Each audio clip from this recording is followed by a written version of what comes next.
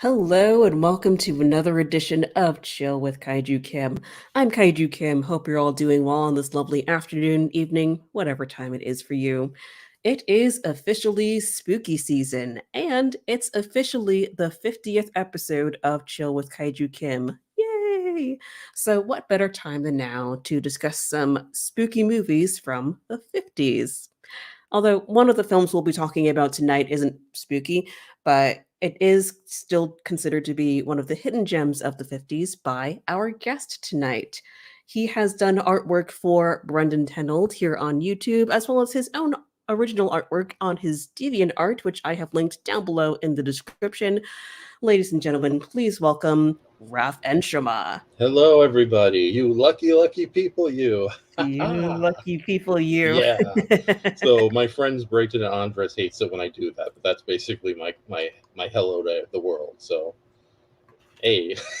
Hey. Okay, and since tonight is about 50s monster movies, I think it's only right that we should mention our sponsor, Del Monte canned green beans. Ah, yes, very Yes, good. yes, Del Monte, buy it. Okay.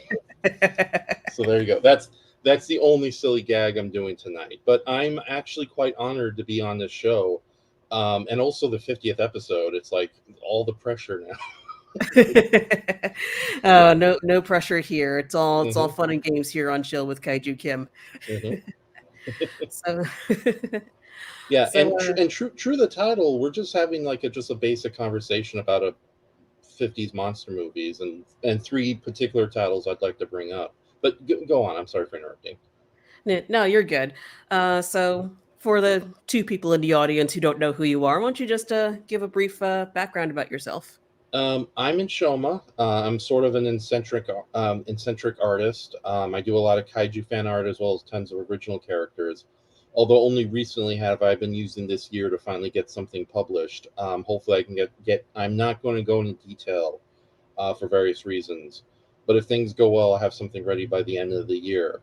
I am on the verge of doing more video production. Recently, me and my friend Brayton, also known as Brandzant Films, a couple years ago, we did a 2 out of 3 fan films based on Mystery Science Theater and the Gamma episodes they did not riff, where I played the quote unquote main villain, the Crimson Weirdo, who's in charge of, sending the poor sad sacks into this satellite of love to watch these Gamma movies. And I'm also basically a co-writer and semi-producer on those things too. And I would highly recommend you guys check that out because that was very much a group effort. We also did those with the help of Ace Marek and Andres Perez. And of course, my DeviantArt is where I do a lot of my updates. Although I'm also, if you put in Shoma in Google, you'll find my Instagram, my Twitch, and my Twitter. And also, after this live stream is done, head on over to my Twitch channel because me and Brayton we've also started a series called the Movie Graveyard Shift, where we basically check out a bunch of older movies, basically ones I haven't seen, but Brayton is well aware of them, and we just kind of we talk about, do we do a pre-show, then we watch the movie, no live commentary, but then we actually share our extensive thoughts after first watching it. Now, because it's Twitch, the episodes kind of stay on for a couple, stay archived for a couple of days before they're taken down. I do save them on my end, but the first episode we did, Taking a Pelham 123, which was a very good movie, and we're going to be re-editing that stream into its own YouTube video. Then we already did the Bandwagon, which was a Fred Astaire musical. Tonight, though, and I know your watchers are going to be very interested, it's going to be Dead of Night, which is arguably the first real horror anthology movie ever made, from 1945 from Ealing Studios, England. But yeah, those are the things I'm doing right now.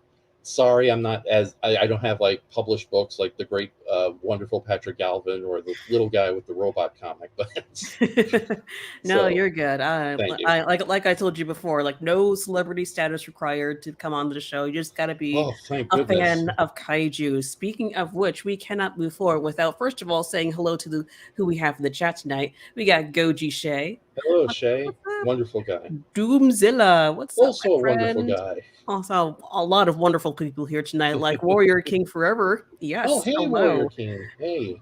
And Michael Hamilton. Hello, good sir. Are you feeling after COVID? I'm doing much better. Thank you so much for asking. Yeah, still Okay. got a little bit of a scratchy throat, but it's nothing. I'm not contagious anymore, so Okay. that's That's good. the I'm important great. thing. Yeah, and also you're safe. That's also important.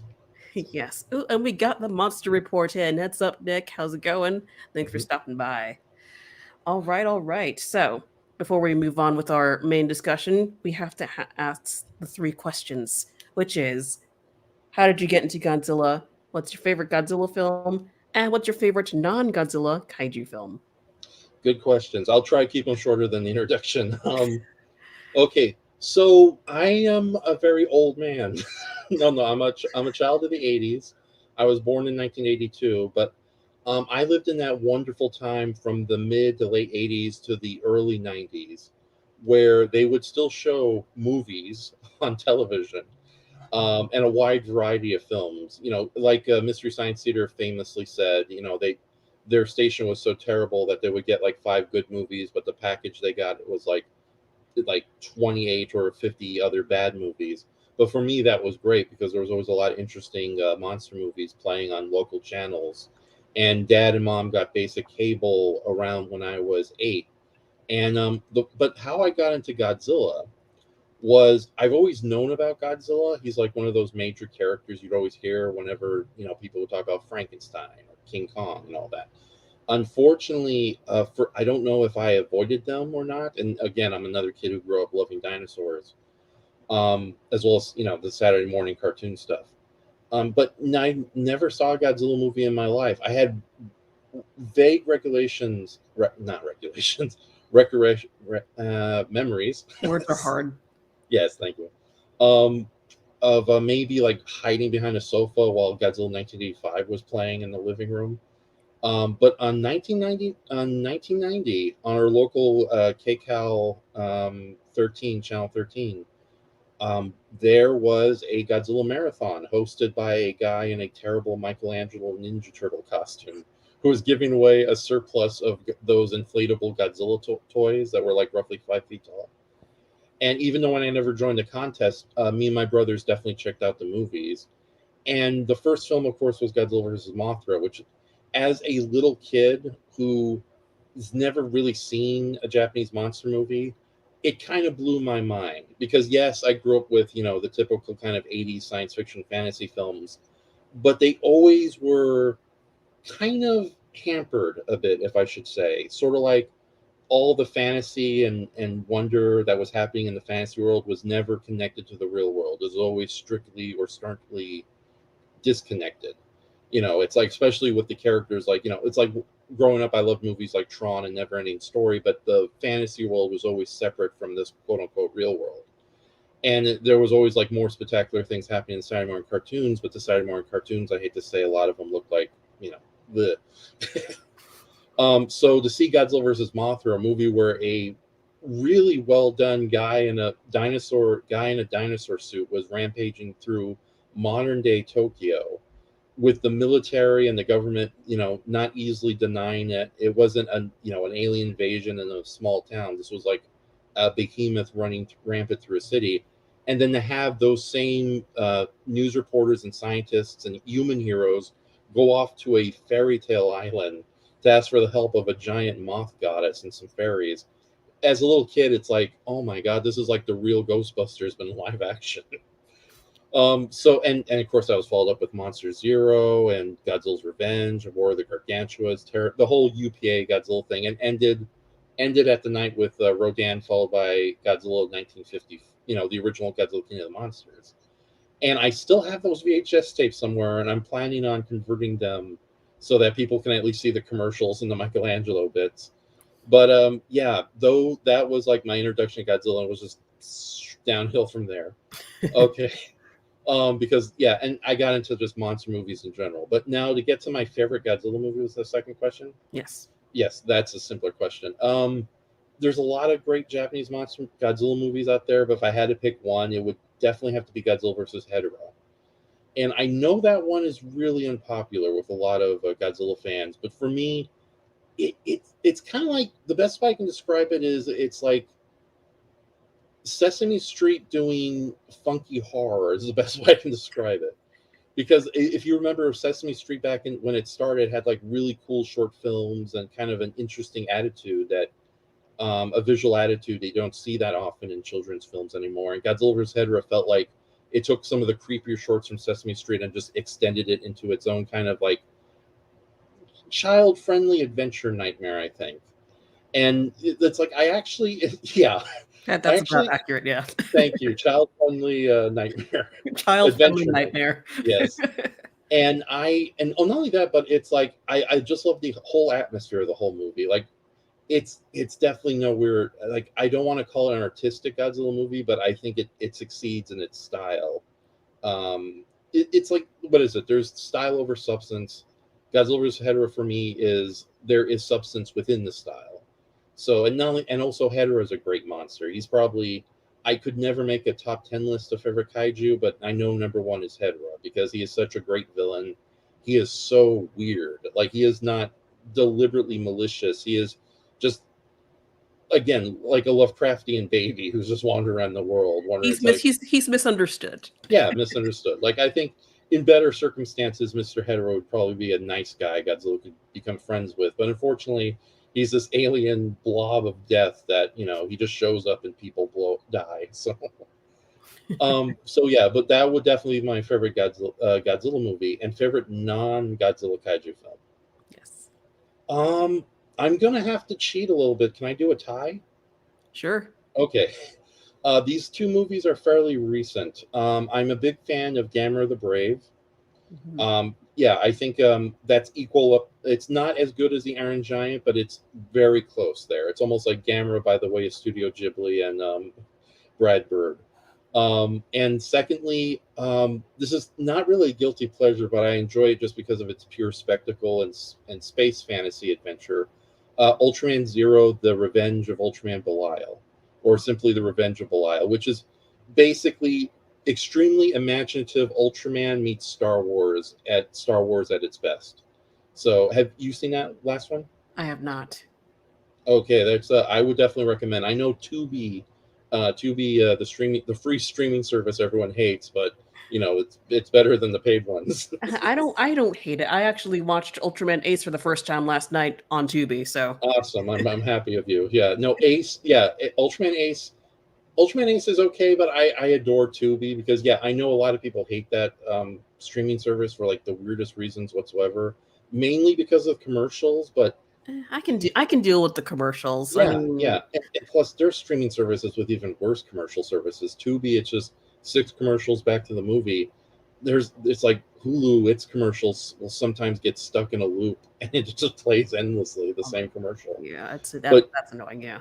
yeah, and I think it's also the variety of movies there people can't stand. But it's like I see Tubi like the swamp meat of streaming services. Like you'll find some gold amongst all the cheap knickknacks, but you have a wide variety nonetheless.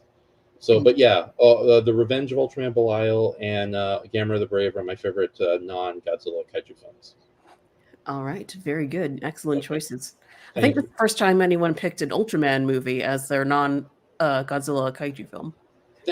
Yeah, thank you very much. It's Gamera the Brave. I don't revisit Hedorah as often, but I do watch Gamera the Brave and The Revenge of Ultraman Belial a lot more. So, but yeah, thank you. I'm glad to be the first. All right, awesome. So let's get into our main topic. We're going to be talking about three films tonight. You chose Curse of the Demon, Hmm. Kronos, and The Twonky. Yes. So I'll let you choose. Which one do you want to tackle first? I actually did a triple feature last night to prepare for tonight, but we'll start with Oh, that might look backwards. So this is my DVD copy of a 1957 movie known as Twonky. It still has the 1999 price sticker from Amoeba Music when I Yeah, originally that's bought you're it. holding up Kronos there. Yes, so I'll put it a little closer. But yeah, okay. So these movies, I definitely like to recommend to people, but I'm not very sure how well they will translate to enjoyment. But thank you so much for letting me share these, and I'll be very quick about this. So you know how the interesting thing about Kronos, first off, is it's the quintessential B movie of the 50s. Like if you want to watch like a 1950s monster movie, this is almost monster 1950s monster movie the movie because all the cliches are there. Heroic scientists, alien Uh-huh. conspiracy slash body possession, Oh yeah. giant robot monster.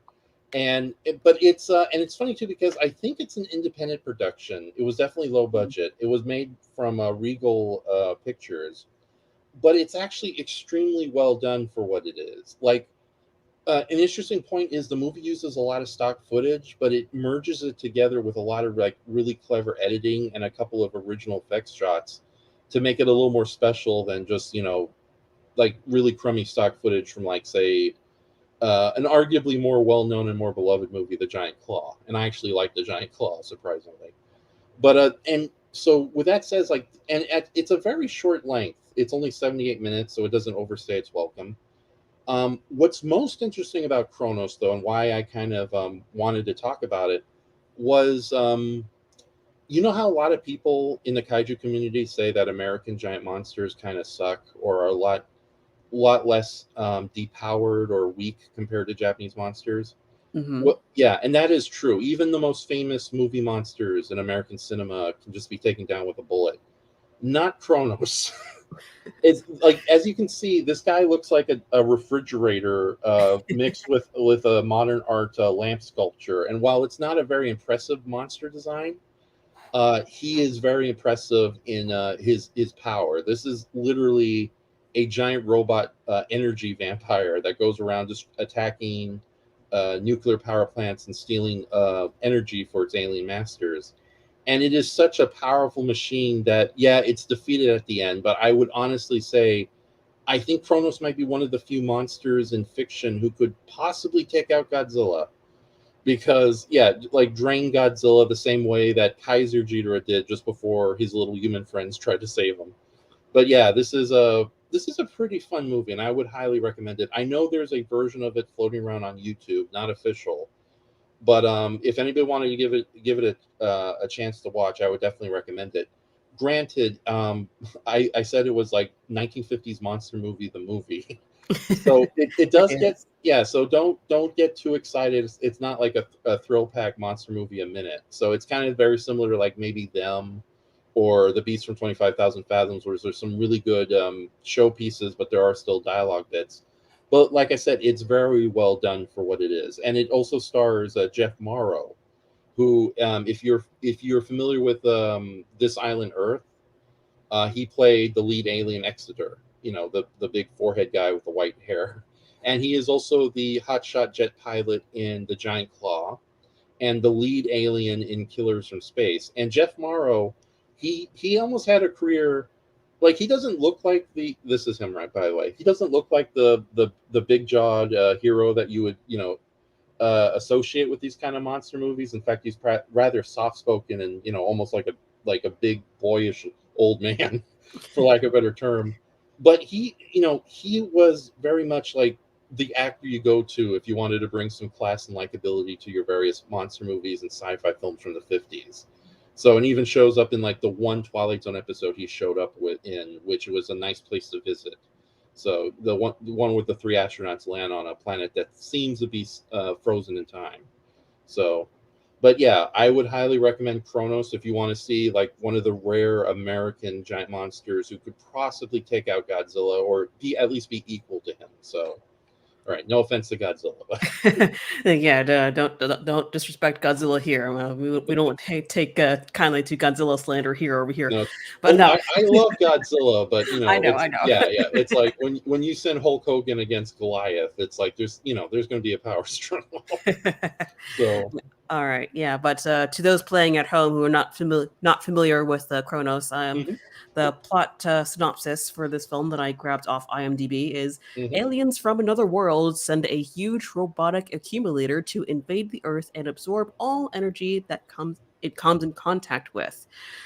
Yeah, I was watching this film earlier, and yeah, you're absolutely right. It's like 50s monster movie, the movie. It's um, like it loosely fits into that 50s monster film formula that I kind of briefly talked hmm about in my video about old monster movies. Like yes. like monster takes first victim. Person tries to warn person about monster. No one believes him. Obligatory hmm love interest. Military tries and fails to kill the monster. Then they technobabble the MacGuffin, and the day is saved. hmm Were you able to watch the whole movie or just I the was, majority? yeah, I was able to Okay. find it on YouTube. Okay. Do you think it moves at a pretty decent pace for what it is, or do I you think think it's so. Yeah, okay? I felt like it was at a decent pace. Okay, nice. And I wanted to mention, not Cronus is a movie that not many people know about. Yeah, in fact, I don't think this movie ever got a re-release. This is the only DVD version out there, and unfortunately, I believe it's out of print. So, although give it time, I guess somebody like Kino Lorber is going to probably show up and do a re-release. And I love Kino Lorber. They're like the scrappier, more dependent little brother to Criterion collection. So, but I wanted to mention this very quickly. I forgot I pulled this out. This is my very old copy of Jeff Rovin's The Encyclopedia of Monsters. And when Ooh. I was growing up, when there was no internet and there was no reliable television listings, this book was basically my kaiju Bible. Even though in retrospect, this book is very inaccurate. It's one of those films where they neglect to mention the existence of Gabra, or like it's one of those movies that believes that Gamma versus Jiger has like weird powers that comes out of its private parts, for lack of a better say.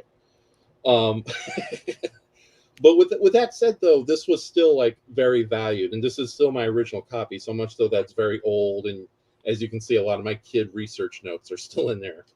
But what I wanted to bring this book up because, like, if you can see who's behind all the famous monsters, Jeff Rovin is a big fan of Kronos himself, and he snuck Kronos in onto the Oh, cover art. oh, I see it now. Yeah, so granted, this is a much smaller version of Kronos, but it is really, and the inaccurate arms. I don't know why Dracula looks like an aging Strippendale dancer, but Chippendale dancer. But yeah, I thought that was a really cool thing I wanted to share. And he does mention Kronos a lot in the introduction, so he's being a little biased to the giant box robot. So And Shay brings up a good point. Disclaimer: this is also not to be confused with the Guillermo del Toro movie called Kronos. it's funny you should mention that. I When I was looking for the DVDs, I found it too. So I got Oh, my how two about that? Cronoses. Yeah. So arguably, this is a much better movie, but I wanted to talk about the giant box robot. So, with that Yes. said, what do you think of Kronos himself? I actually that's one of the things I actually liked about the movie is the hmm monster, because it's not something that you would expect. It's like just a couple of boxes with some antennas and that walks, and it doesn't roar or anything. It just makes this weird, like sometimes high pitched, like sci-fi type Yeah, noises. Like I yeah, don't know how something to like that. describe it. I tried doing the impression, it didn't work. Yeah, yeah, and it has like the weirdest walk too. It's like one cylinder up, move, one cylinder up. Yeah, it makes no How does it sense. move like that? I guess like Yeah, the quote Mystery Science Theater. This makes absolutely no sense, yet it's working. Okay, but would you say he's a pretty cool kaiju for his for what he is, as weird as he is and simplistic? I would say so. I mean, I think it's designed like it's hmm just a box. It kind of adds to the horror aspect because it's just this faceless, lifeless monster that's just Yeah, sucking all the energy out of Earth, and it's just that yeah, can be kind of creepy. I think I yeah, like that aspect. yeah. I think because it was so low budget, they had no choice but to go down the simplistic route. But similar to like what they like. I may be mistaken, but I know the angels from Evangelion, they were designed the way they were designed so they could animate them better on a television budget. And they came out, and thankfully, there were very memorable designs for simplistic looking anime monsters. I get the same feeling with Kronos. And I also love that it makes it more alien, including the supposed alien master behind Kronos, who we never really get a good look at, but it's portrayed in an equally weird alien way. So I'm going to try avoid spoilers there. So, Yeah, okay, yeah, well, no spoilers here. But so why do you consider this to be a gem? like I said, it's like, well, growing up, um, I would see a lot of these old school monster movies play late at night. It's like, I'm similar to Brendan Tenold and the angry video game nerd. I forgot what his real name is. Um, James Rolfe. oh yeah, James Rolfe. I'm a Monster Vision kid, so I remember like waiting for that last Saturday night every month to stay up late from 5 p.m. all the way to 3 a.m. to watch monster movies. And sadly, though, in retrospect and revisiting some of these movies, they weren't always entertaining. I would say there were definitely movies where something neat might happen at the beginning, something cool might happen at the very last minute, but in the middle, it's just very, very boring, or it's very monotonous. And I think this, like I said, this movie, it's exactly, if you're in the mood for a cheesy 50s monster movie that's very well made but doesn't take itself dreary and that isn't dreary and boring, I think this one works because, like, again, it's 50s monster movie, the movie. And also, again, as far as giant monsters goes, I think Kronos is so unique as a character in his own right. I think he needs more love. So, or it needs more love. It is a giant robot. And I just realized something. Anyone can cosplay as Kronos. Yeah. Yeah, so just throwing that out there in the kaiju community. So show up at G Fest as Kronos. Yeah, record the sound effects on your cell phone and then see what happens. So maybe put some LED lights to do the effects. Oh, what did you think of the effects in this one? So I think they were okay for their time. okay, yeah, because it's definitely more because giant monster movies are not easy to make, especially in America around that time. But I do appreciate that they did a lot of clever things to actually bring Kronos to life. Like they used like basic animation for his movements instead of trying to do something complex with a puppet. Or there was like a lot of like it almost reminds me of like P Productions, who was in charge of like Spectraman or the Space Giants, where they didn't have the budget, but so what they couldn't accomplish physically, they made up for it creatively, like with artwork standing in for models, like real, it's fake and cheap looking, but you got to admire the effort that was thrown in there. Like the scene where there's a bomber heading for Kronos, and Kronos uses its magnet powers to attract it, and it's just really just it's just photographs of a desert, and they put in a painted Kronos in it. But the way it's filmed and set up and edited, it's actually pretty good, I think. I So, think but so too, yeah. yeah, yeah, but no, I honestly do feel this is a very much a hidden gem. It gets overshadowed by much better 1950s sci-fi movies, but it's definitely way better than some of the lesser B movies of the 50s, like From Hell It Came, which is, other than its really clunky fun tree monsters, kind of a bore in my opinion. So I don't know how you'd feel about From Hell It Came. So Yeah. okay, I'm glad I'm not there because I have I have the bad luck. It's like, oh, this movie's horrible. What are you saying? Me and everybody else in this room loves it. Get them. How dare you have a different opinion? I Exactly. shall So smite thee. yeah, yeah, but no, Kronos is a lot of fun. I'm happy I have my DVD copy. I'm I know there's a version on it in YouTube. So if you guys are in, it's like it's if you guys are in the mood, I would recommend this movie. So right, Awesome. okay. All right, moving on. Which film do you want to talk about next? Curse of the Demon or Twonky?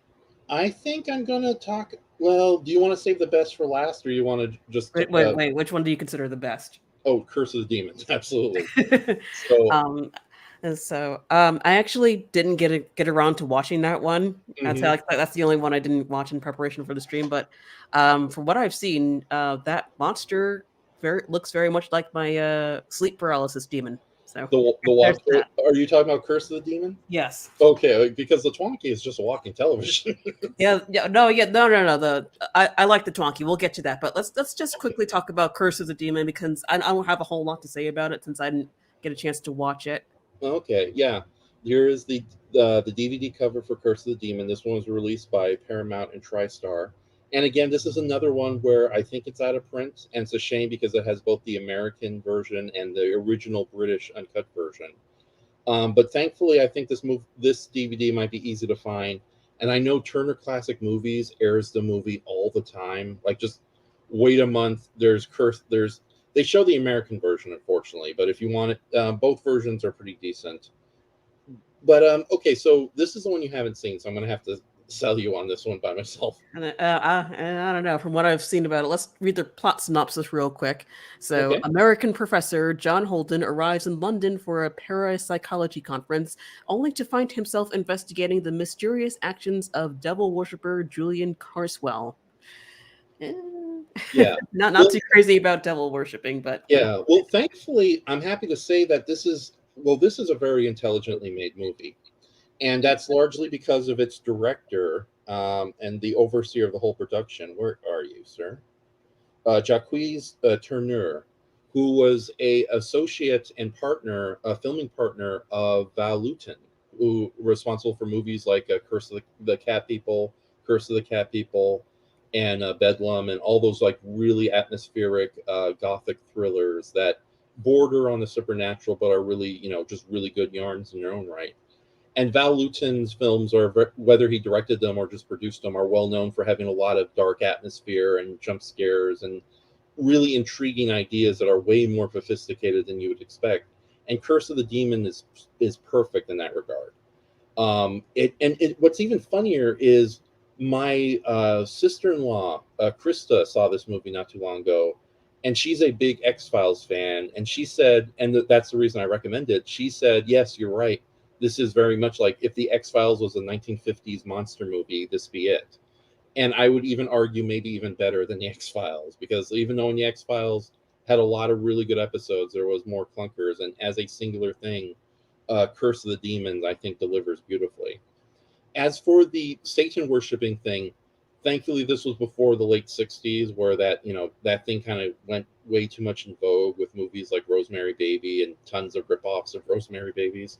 Because what's cool about this, and there's a YouTube channel called Terry Talks Movies. This is old British guy who owns a lot of movies and just talks about them. But he brought up a really good point. The demons are portrayed in this movie, both the villains, both the human and the demonic, are portrayed in a much more interesting light than your usual horror movie based around Satanism. The demons themselves, there's only really two of them, are portrayed more in a Lovecraftian light. Like, these are like weird cosmic creatures that happen to come from another world instead of your typical fallen angel, pure evil thing. And the lead villain, Carswell, he's very interesting. He's played beautifully by this actor. Hold on, I think. Oh, hold on. I got the Wikipedia page. I want to get this actor's name correct. So, okay. going to the cast. Yes, the person playing Julian Carswell is I'm gonna butcher this name, Neil McGuinness, and he is a character actor who is probably best known to you in the audience as Zeus from Ray Harryhausen's Jason the Argonauts. Ooh, Yes. So, oh, hold on, I gotta parch my throat here. I'm sorry. that's all right. Okay. One moment, ladies and gentlemen. No one will be seated during the thrilling Raf drinks his water portion of the stream. Brought to you by Clear America. Yes, it's why. Yay! Yay. Okay. We now return to our horror movie discussion. Yes. So yeah, Neil McGuinness, who plays Julian Carswell, he's not playing like an evil or sadist. Well, he is mean spirited, I would say, but he plays the character very intelligently, very calm, very like he would almost be a nice guy if he wasn't unleashing his demon onto his victims, and for very relatable reasons.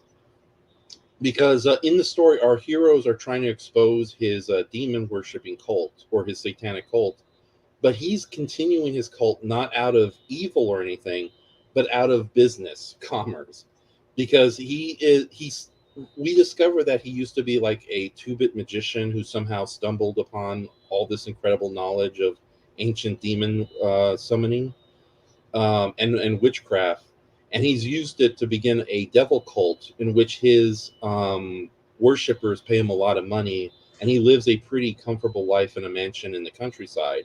So the only reason he's unleashing this demon onto our investigating heroes is he's trying to protect his business, something that even he himself admits to his mother, a nice lady he lives with, that he doesn't like doing that, but at the same time he'd be damned if he goes back to, living a normal life. So, and it's funny because, again, going back to Terry Talk movies, he brought up a good point. The main villain, Julian, he's a perfect representation of the banality of evil. He's not big and bombastic. He's almost sweet, calm speaking, but deep down, he would be like for lack of a better term, he's like the arrogant G fan who has the most toys. But if his toys are threatened, he'll bring one to life and send it on a rampage. Oh And I dear. think, yeah, Someone needs to make that a fan film. yeah, okay, awesome. I'll, I'll So, I'll I'll start writing the script on that right away. okay, you can have it. I'll design the creatures for you if you want I'll me to. I'll, I'll make you a producer. Thank you. Um, but yeah, it's funny because he's not doing this out of malicious evil. He's doing this just to protect his own livelihood. And unfortunately, in doing so, some innocent people do get killed along the way. The demon itself is fantastic. It's funny. A lot of people say the demon in this movie, that there's a big difference between the American and well, there is a big difference between the American and British versions. In the British versions, it's almost a full 90 minutes. And we get a lot of subplots and character beats, whereas the American version made it shorter and put it on a double in a as the second half of a double feature. But if you manage to find this copy, definitely check out the original British version. It's much more interesting, much more nuanced, and again, it's very wonderfully filmed with a lot of great dark shadows and some really cool sequences. Like in addition to the giant demon, who is simply referred to as the fire demon, there is a brief sequence involving a minor cat-based demon. I'm not going to give too much away, but it's a pretty harrowing sequence and a lot of fun in its own right, and really kind of calls back a lot of the Val Lewton movies in which the director Jacques Tourneur worked with. But yeah, this is really sophisticated. Like, this is really good sophistication in your old school monster movie. And unless I'm mistaken, it comes from, let me see what year it was released. Oh, 1957, which was a golden year for giant monsters. Because hold on, I'm a huge fan of giant monsters in all the different forms, not just kaiju and other giant monsters. Unfortunately, if I and hold on, where are you? I'll try not to do too much dead air, but I actually have this really fun list. Oh wait, it's in my commonplace. No, okay, hold on. Sorry. Okay, All right. In the it might meantime, not let's be here. see. Yeah, but yeah, I can understand why you didn't have a chance to get find this movie, because I know it's not readily available anywhere. Like I said, sometimes it airs a lot on Turner Classic Movies, but you just have to keep an eye on the schedule. And since we are in October, that's probably going to happen sooner than later. Oh yeah, and I'm sorry, I just got to kind of show off here. Here are all the giant monster related media, not just movies, related to 1957. Attack of the Crab Monsters, Kronos, the Deadly Mantis, Monster from Green Hill, Quatermass 2, also known as Enemy from Space, The Giant Claw, 20 Million Miles to Earth, The Monster That Challenged the World, Oh my. The Cyclops, The Land Unknown, The Black Scorpion, The Amazing Colossal Man, okay, The Monolith Monsters, Curse of the Demon, The Mysterians, Beginning of the End, Ohms Linked Together, aka the original book that would inspire Fantastic Planet, The Rogue in Space, a novel, A Planet for Texans, also a novel with giant space cows, The Black Cloud, The Deep Range by Arthur C. Clarke, David and the Phoenix, a children's novel with a giant phoenix, Eye in the Sky from Philip K. Dick, and The Strange World of Planet X, and the unrealized short film The Las Vegas Monsters, And also, it was the year Challengers of the Unknown debuted in DC Comics, would fight giant monsters in every issue. I'm a That's nerd. that makes you welcome on that. You're welcome on my show because you're a nerd. Yes, thank you. So yeah, but yeah, I have this list because I want to do a poster with all these characters, but it's like, do I really want to? I say go for it. Yeah, because I also have the 1984 list, but I won't read that right now. No, no, no. That's another Okay. stream for another day. Yeah, but no, and it's cool too because the film's heroes. Um, oh, hold on, I got to cough for a moment.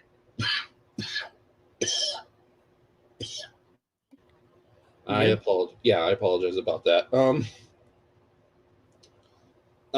Yeah, the main hero in this movie, the guy who's with the lady there, they're not really love interests. They're more friends who are joined together in this investigation. Oh my goodness, yeah, the actor's name is Donna Andrews, who plays John Holden, and he plays a skeptic character, but he's weirdly endearing in his gruffness. Like, he's, some people said he's unlikable, but I kind of relate with the character because if you've hung around a lot of crazy people most of your lives, you have to hear a lot of nonsense they sprout. And I love how he tries to be a skeptic, but he's not a complete idiot or fool about it, as opposed to like certain forms where Do it. Do the poster. yeah. Okay, we're doing sure. So it's going to be a lot. Like only Mogira is going to be the only recognizable character on there. Yeah, but no, he's really cool in it, and it's a very strong cast. That's the one thing I love about British science fiction and horror. They almost every actor brings their A game to it, even in the minor roles. And I would highly recommend this. This movie is very well made. It's very reminiscent of a lot of the pulp fantasy supernatural novels of the same era. And this would be on a great double feature with the Christopher Lee horror fantasy, The Devil Rides Out, also known as The Devil's Bride. I would recommend that movie to watch first and this one second, but they're both. That movie also deals with Satan worshippers and supernatural good guys who are fighting against it. With Christopher Lee kind of basically playing an investigator who's trying to stop magic on its own level. And in fact, if you ever wanted to see what Christopher Lee's Gandalf would have been like, check out The Devil Rides Out, because you get a lot of really good inklings to what he could have brought to that role. But Curse of the Demon, yeah, I would highly recommend that movie. And yeah, the demon's in it really cool, even if he's briefly seen. But know that this is definitely a more sophisticated talkie movie. So talkative movie, I should say. Gotcha, gotcha. Okay. All right. So it's like you said it was a cat-based thingy. Yeah. Well, the Is there big a kitty in it? yeah, the big demon itself is the fire demon, but there's a secondary lesser demon, Gamalkin, who is basically a house cat that turns into a leopard at one point. Oh, So, so something bad happens to the cat. I was going to ask. oh, no, no, don't worry, your demon cat's okay. Okay. Yeah, I don't like it when cats get hurt in movies I either. don't like So, what is with that? That's like that's another trope of like these old movies. Like something bad always happens to the cat. well, it still happens to this day. Like the '80s was particularly bad. Like cats almost never made out okay in the '80s horror Oh. movie. Even I in think, Godzilla versus Hetero, something bad happens to the cat. yeah. To be fair, the cat survived its touch with Hedera, as All opposed right, to all the other at least humans. it survived, but Yeah, so still. something I think the Powerpuff Girls kind of caught because they did an episode where they fought against this hideous slime monster who loved kitties. And it was attacking the city just because it was looking for its kitty, and it looked a little bit like Hedera. So I think they kind of got that joke. Um, but yeah, but no, there's like what is it? I believe it or not, I have 5 cats. Oh, Yeah, they were a litter, a stray litter that we had to bring in and get spayed and fixed. But they thankfully they learned from the dog and they used the backyard, so their house broken. cat But lives matter. yes, exactly. And Amen. yeah, and those little guys are so wonderful. It's like you can have a horrible day at work, and then you go through the back gate, and there's like 5 cats frolicking in the backyard. But unfortunately, when I tell a lot of people I have 5 cats, actually technically 6, because one of the cats brought home a kitten, another Oh, stray. That yeah. So oh my god. So his name is Agent Whiskers, and he's immaculated to the house beautifully. uh, But yeah, but when I tell people that I'm happy you love cats, by the way. So because when I tell people I have cats, it's like usually the attitude is really nasty. Like and granted, cats are not like if you want pure love and loyalty, not exactly obedience. You get a dog, but cats are very loving in their own right. It's like what is it? She's taking a break, but my cat Fluffy, who looks like a little yeti, she's been loving on me, and thank God she's outside sleeping in the grass because for the last 2 weeks she's been sleeping right here on the computer keyboard. So Oh, I then we could have gotten a cameo. I know it's like I'm almost tempted just to run out and get a cat right now, but I won't. So I mean, after the stream, then you can because okay, we'll see what I can do. Okay, I want a kitty so bad. yeah, but don't worry, the demon cat makes that okay. But yeah, Okay, no, yeah, as creepy as this movie seems, it's not really chilling, but it's definitely very interesting. It's again very much like Hedera. It has a really maybe more so than Hedera. It has a really good atmosphere, and this would be if you don't mind more sophisticated horror fantasy. This is definitely the way to go. So, yeah, and I'm glad that we have something like this, not just in fictional horror movies, but in just giant monster genre in general. So, yeah, but like I said, it's like you might catch a TV airing. I don't. This DVD might still be readily available online, but yeah, they haven't re-released this one yet, unfortunately. So okay, awesome. yes, All right, and our last film of the night is Twonky, the Twonky. So which I did think is you? my favorite that I So watched. you did watch the Twonky? I did watch the Twonky, yes. Yes. Okay. Thank because it's like I tried introducing the Twonky to other people and they hated it, and the few online reviews out there for the Twonky just utterly despise the movie. Unfortunately, I don't. There are no professional copies of the Twonky available outside some out of print videos. So I just got a DVD-R and made my own cover. So as you can see, it's one of the Invasion of the Saucer and Aliens. So Okay. yeah, an offbeat horror and sci-fi. But I'm happy to say I actually where are you? Oh, I actually do have. I can pull up the poster for the Twonky real quick. Just oh, one nice. second. Shablam. Yay. Yes, exactly. That's kind of a misleading poster, but we'll go into more detail about it. Yeah, And quick drink. Darn it. I'm so sorry about this. that's okay.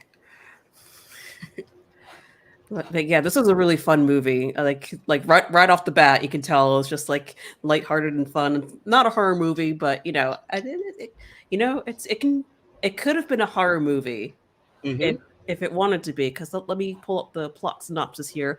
Yes. So You're very good at that, by the way. thank you. Yeah. I just got it off IMDb. Okay. But you're reading it better than I could. I'd be like, it's like, big robot? What? What big robot? What? Hello? Yes, exactly. So, All right, so plot synopsis for The Twonky. Tweety college professor discovers his new TV set is animate, apparently possessed by something from the future, and militantly intent on regulating his daily life. now it's funny you should mention that. Yeah, this is basically a sci fi comedy. Mhm. Which was relatively rare for the 1950s. And when there were sci-fi comedies back then, they usually were very broad in their comedy, more so than their sci-fi. Like Abbott and Costello goes into space, or the Three Stooges go into space, or Abbott and Costello goes to Mars, where they go to an alien planet, but it's treated like just the world of gag, so to speak. This movie, interestingly, it's based on a short story, which is actually a lot more chilling and has a much darker ending. But the plot is basically the same. A robot from the distant future goes back to modern times, or in this case, the 50s, disguises itself as a television set. And because the future world is relatively screwed up, sort of like George Orwell meets Apple iPhone, um, the little Twonky tries to control the lives of the regular people of the 50s. And in the original novel, it doesn't end well for the couple of whom the Twonky connected itself to. Basically, after the couple realizes just how overbearing this robot is, it's more of a police officer than a servant. The Twonky has no choice but to, zap and destroy them. And then it just waits in the empty house for the next owners to show up. So, Oh no. thankfully, they took a much more lighthearted path with the movie. Indeed. And Yes, and it stars an actor I adore, one who I grew up with through even long before I saw Godzilla movies, Hans Conried as our lead hero. Because he's a better known as the voice actor behind Captain Hook and the original Peter Pan from Disney, as well as Snidely Whiplash in the Dudley Do Right cartoon. But he is a really good comedian. He had a lot of success on television, but his attempts to do movies were less prominent. And sadly, the Twonky came out the same. The year the Twonky came out was the same year that Hans Conried starred as the titular the 10,000 Fingers of Dr. T, where he's a tyrannical piano teacher.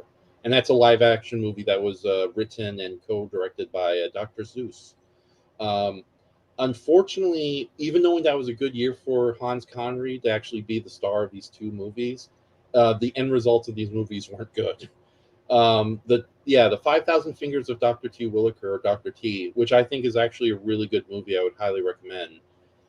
It's like remember I said Godzilla vs. Hedorah was a children's nightmare adventure. Hmm. Dr. T. Williker is like the nightmare boys version of the Wizard of Oz. So yeah, except replace the Wicked Witch with an effeminate, tyrannical pianist, so piano teacher. That sounds Um, amazing. yeah, so I love that movie, and Hans Conried definitely steals the show as the lead villain. But 1950s audiences hated the movie so much so that infamously on the premiere, a lot of people walked out in like the first 20 minutes. Oh no. Yeah, because they thought it was that weird, and the movie barely made any money in theaters. It got re-released a year later under a new title, Mad Music, but it was considered a flop.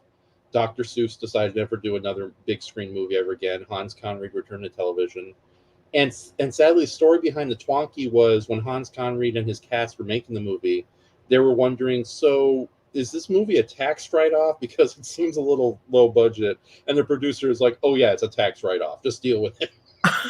At least he's honest. Yeah, yeah. So the movie never got a fair shake, unfortunately. But what's interesting about the Twonky is, again, it's a science fiction comedy where it doesn't sacrifice the science fiction for the comedy and vice versa.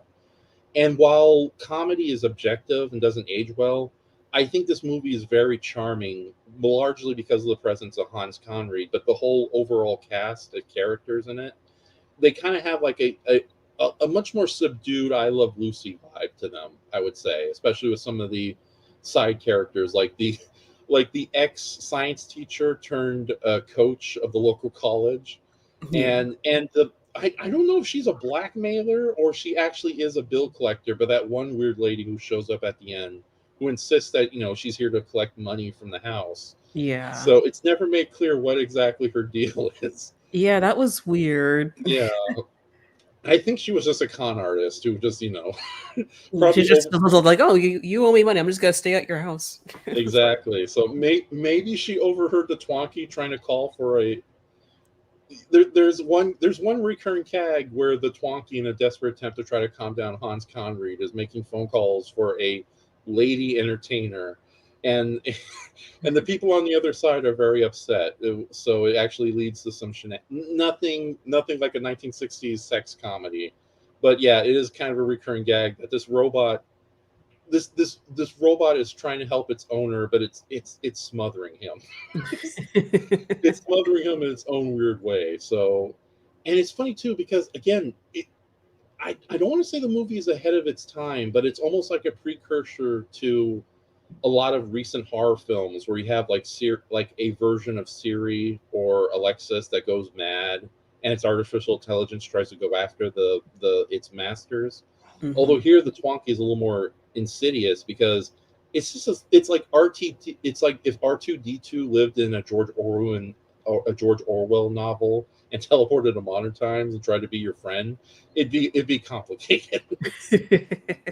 So, but yeah, I think, and again, Hans Conried, I love him. Even in low budget direct like this, he's very charming and funny. But I'm actually happy to hear you enjoyed the movie because, again, I tried getting some other people I thought would enjoy the film, and they just found it kind of boring and confusing. So, Boring. I'm easy to please because like okay, it's goofy, it's silly, it's right up my alley. It's wholesome, and it's like an extended episode of like a 50s sitcom, which I really Yeah. liked about it. Yeah. Would you say it's a little reminiscent of some of the more charming comedy episodes of the Twilight Zone? Oh, absolutely, for Yeah, sure. yeah. Because now thinking about it, the Twonky reminds me a lot of the one comedy episode from The Outer Limits about the two Martians disguised as humans testing out time travel in a hotel. And it's I think that episode is a lot of fun. And I think the Twonky is kind of a more primitive version of that. So, with that says though, what do you think of our titular Twonky? Is he lovable or is he a menace or both? I don't know. It depends on his mood, I guess. Yeah. I mean, he's mostly been a menace. Like, I don't know. He's just always just kind of messing with the protagonist. There's zapping things out of his hand and changing Hmm. his lecture and stuff like that. Oh yeah, exactly. I love that bit where Hans Conried, in order to get the Twonky's attention, he's like, "Oh, I'm going out with some friends to sign up a new constitution in the United States. You better stop me." And then Twonky decides to follow through. Yeah. So yeah, with that says though, do you think like the Twonky is literally just a walking television? It's a very simple puppet. Between Kronos and the Twonky, who's the worse and who's the better? I don't know. That's a good question. I mean, I was actually kind of impressed with how they made Twonky walk because Hmm. it's like this move his legs and Right. I think I don't know if I would say that's better than I guess kind of it's a tie. But Yeah. I guess if I had to choose which one is better Or goofier. You could go either or way. goofier, probably Twonky because the film itself Yeah. is goofy. So So, and since this is, again, I'm so glad to hear you liked it. What did you think of Hans Conried, our lead hero, or oh, he was Lester very hero? good. Yes. Yeah, he was like he nailed that role. It's just everything, his facial expressions, his Hmm. everything was just Oh well yeah, done. yeah. I love how his voice can go from like 1 to 11 when it's like that terrible Twonky, get it out. So yeah, it's a shame he never did more movies, unfortunately. So it's like it's funny because while I was looking for my DVDs, the okay, the Twonky I made for this DVD set was taken off YouTube, and it's a pretty terrible looking copy. But then I found an older version of the Twonky I recorded off television Oh, from Turner Classic Movies that's actually much better looking. And oh, since the movie is considered kind of public domain, I'm thinking I might end up uploading it on my YouTube channel before too long. Because I think the world needs a better looking version of the Twonky readily available. So, but we'll see how that goes. we'll see how that goes. Yes, yes. So I don't make any promises, people, but I am threatening you with a better looking version of the Twonky. So yeah, and it's funny too because on the same DVD-R, it was recorded on a night of Hans Conried movies, so they only had the four of them. So it was like Dr. T. Williker, the Twonky. He did a lot of voices for a movie called The Phantom Toll Booth, which is an obscure animated movie from Warner Brothers. And I can't believe he was the comedy sidekick in a movie called The Siren of Baghdad, which is one of those weird '60s movies that's basically a comedy take on 1001 Nights, so or Aladdin, if you will. So, but yeah, no, I'm glad to hear you enjoyed the Twonky. Though, is it a movie you'd recommend, or you have to be in that kind of mindset for something a little silly? You definitely would have to be in that kind of mindset. You can't take things too seriously. You just got to be like, oh, I just want to sit down, have some popcorn, watch a silly movie, that kind Hmm. of thing. Yes, and it's barely over an hour too, so it doesn't overstay its welcome either. So Exactly. yes, Yeah, and okay. Shay says Twonky would be a fun, goofy movie for Halloween. I agree. Hmm. Yeah, no, definitely. I know there's a couple of versions of it on YouTube, but again, the quality isn't great because they're from like really old television recordings, and they Yeah, tend to. the version I watched was like you can tell it was like a VHS type Oh recording. yeah, Yeah.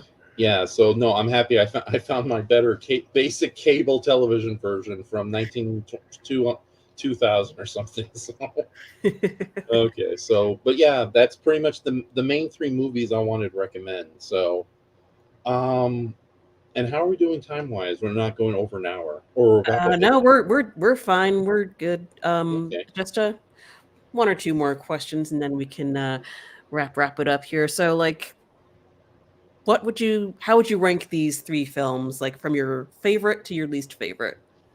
Curse of the Demon #1, definitely sure, for sure. I think that's a really good. It's one. It may not be a personal favorite, but it's just so well done. You can't help but love it. Um, oh God, I don't want to put the Twonky last because again, it's like I'm a huge Hans Connery fan, and in an hour, it's very serviceable.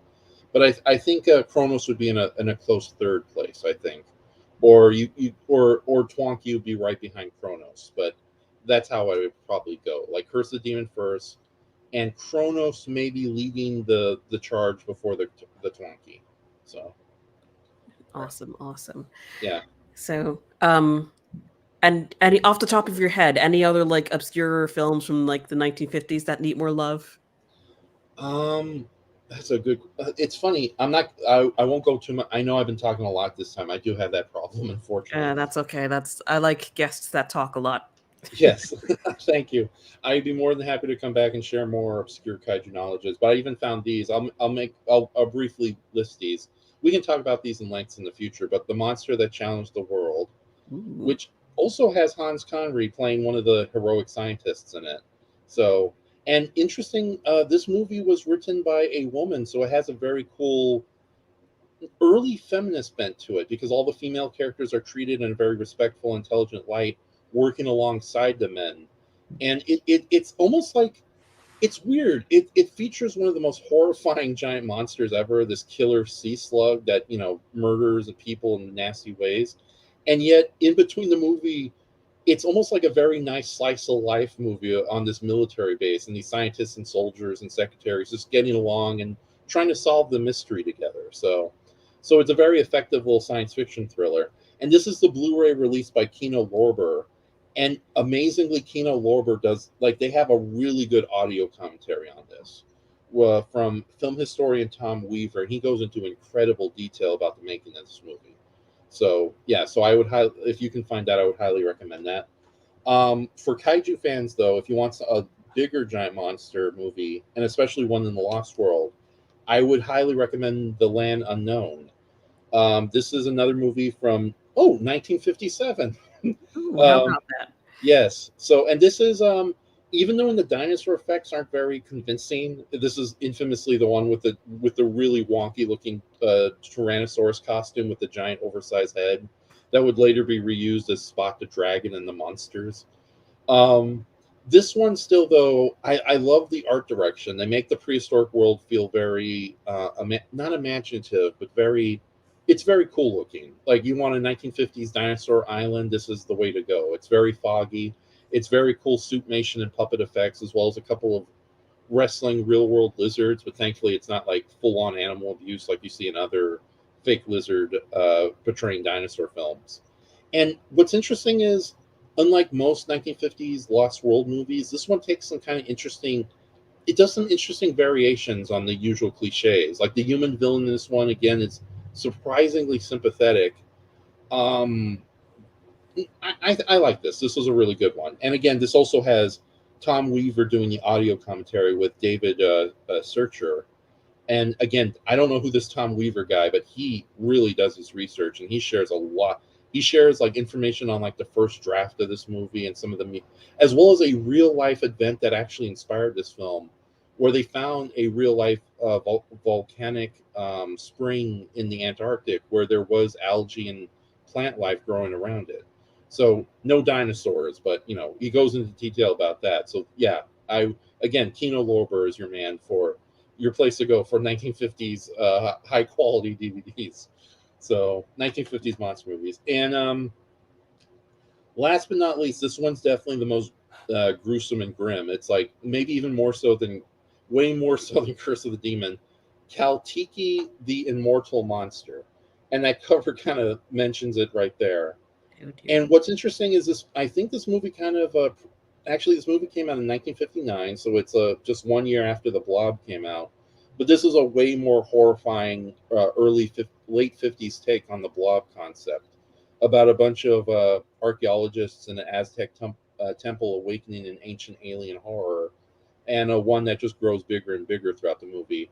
And it also doesn't help that there's like an evil human villain who's slowly going mad and using the blob to its advantage.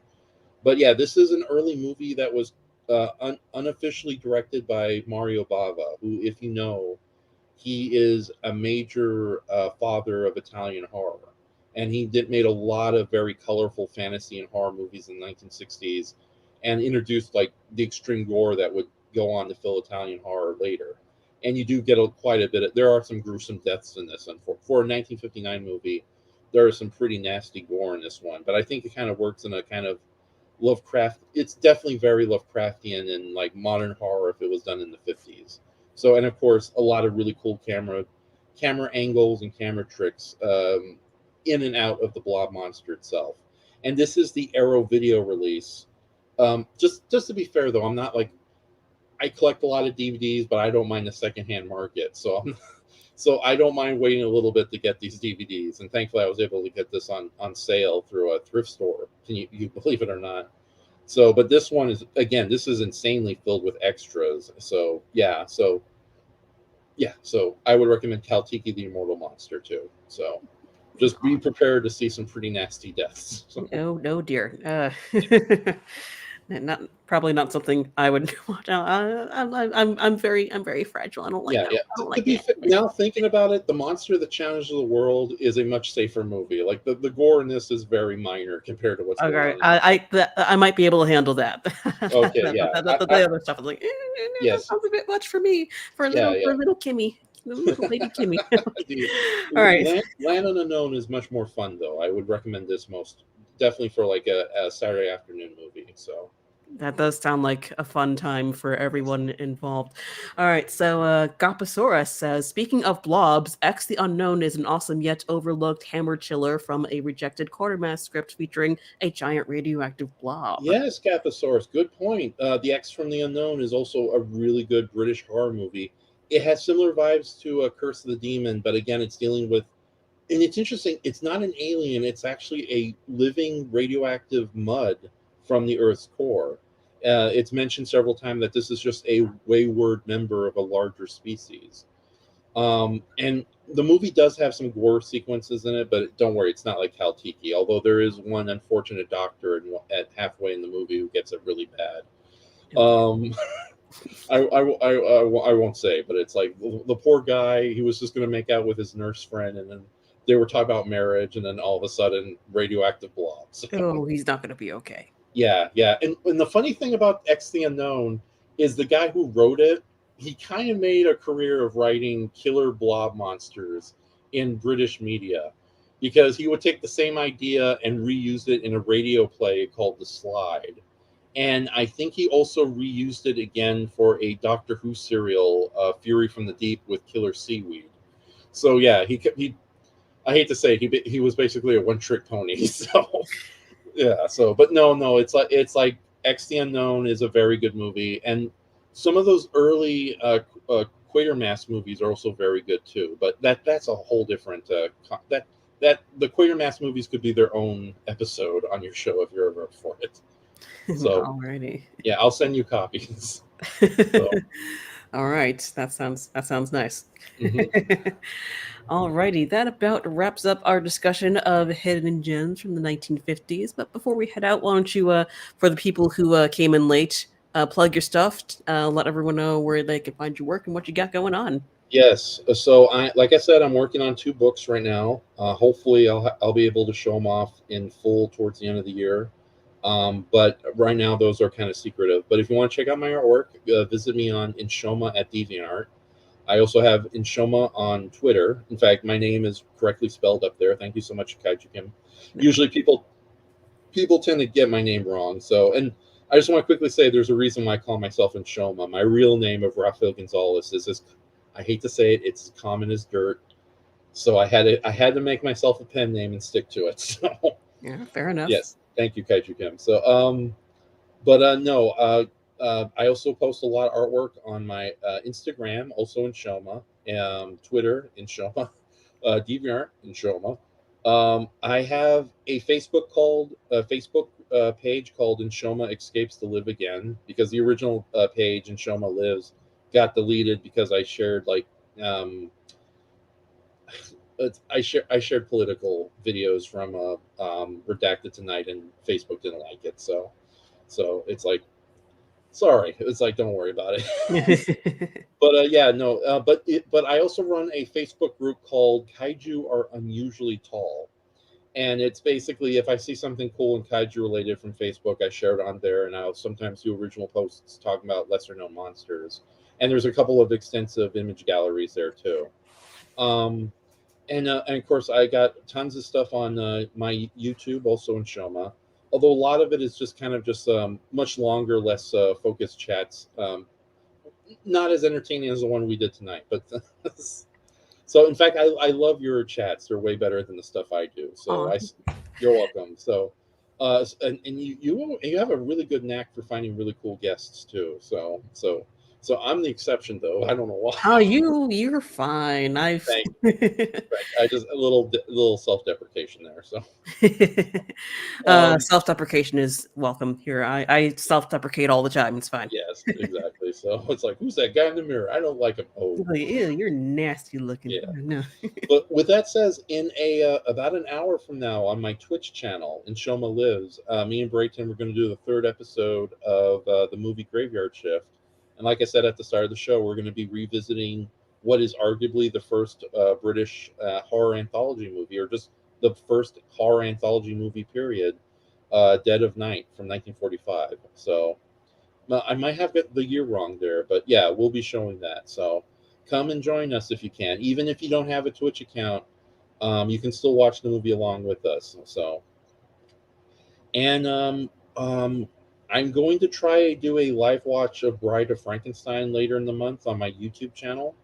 But we'll see how that goes. And I also have a kind of, I'm not going to say too much, but there's a teaser video on my YouTube channel.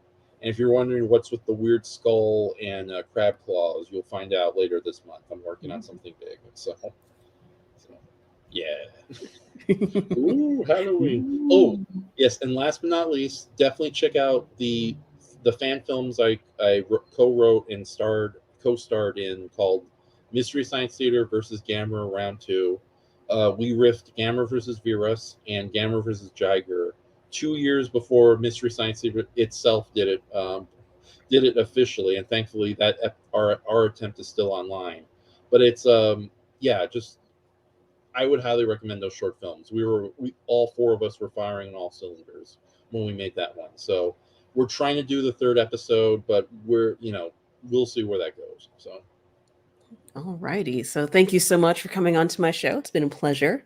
no, I thank you so much, Kim, for inviting me. It's like, I am no August Ragone, I am no Norman England.